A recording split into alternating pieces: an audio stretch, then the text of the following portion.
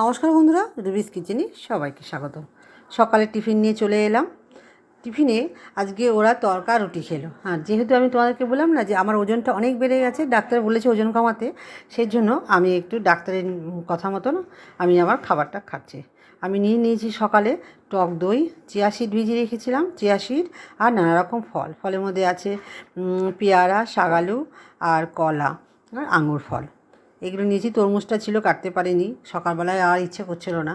এগুলো মিক্স করে নিয়েছি আর একটু বিট নুন দিয়ে চিয়া সিড দিয়ে ভিজে খেয়েছি। আর পরে দুটো খেজুর দিয়ে নিয়েছিলাম। দারুণ খেতে লাগে এই খাবারটা, বিশ্বাস করো যে আমার মনে হয় যে এটাই আমি সারাদিন খাই। তো মানে সারাদিন তো আর টক দিয়ে এত খাওয়া যায় না, তো আমার এত প্রিয় এই খাবারটা।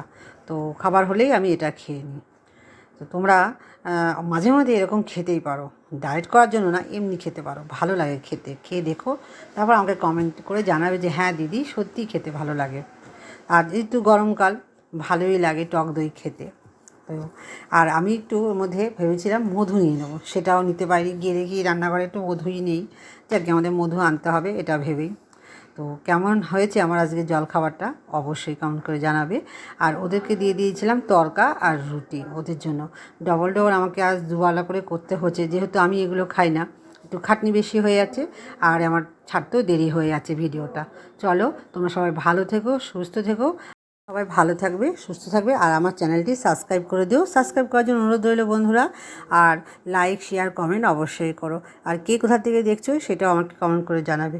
চলো, আরেকটা নতুন খাবার নিয়ে কালকে সকালে তোমাদের সঙ্গে দেখা হচ্ছে। আর মাঝে দুপুরে জল খাবার নিয়ে তোমাদের সঙ্গে কথা হচ্ছে আর মনের কথা শেয়ার করবো। টাটা।